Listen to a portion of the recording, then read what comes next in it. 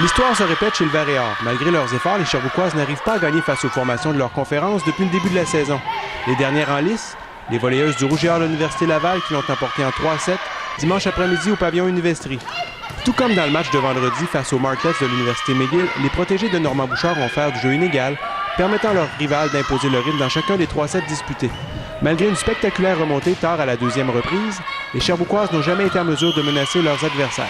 On a bien parti le premier set, comme Québec, 2 équipes qui s'observent.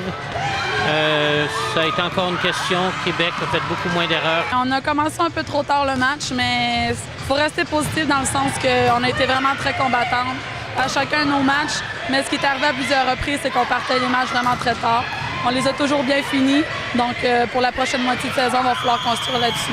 L'après-midi n'a pas été plus facile du côté masculin. La troupe de l'UDS a en effet encaissé un 3e revers de suite et un 7e en 9 rencontres cette saison, cette fois par la marque de 3-0. Puissant au filet, efficace en réception, en défensive ainsi qu'au service, les numéros 3 au top 10 de sport interuniversitaire canadien ont eu le vent dans les voiles du début à la fin. Malgré les efforts de Samuel Girard, qui a obtenu 9 attaques marquantes, les Sherbrookois ont en effet cherché des solutions durant tout le match, sans toutefois en trouver. On a eu beaucoup de difficultés à gérer nos erreurs directes.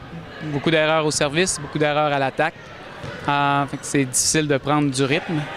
Et au deuxième set, aussitôt que Laval a pris quelques points d'avance sur nous, sont lâchés lousses, comme on dit. Il faut qu'on augmente la qualité de ce qu'on fait à l'entraînement. Il faut qu'on apprenne à mieux gérer les erreurs directes à l'entraînement pour ensuite ramener ça sur le terrain.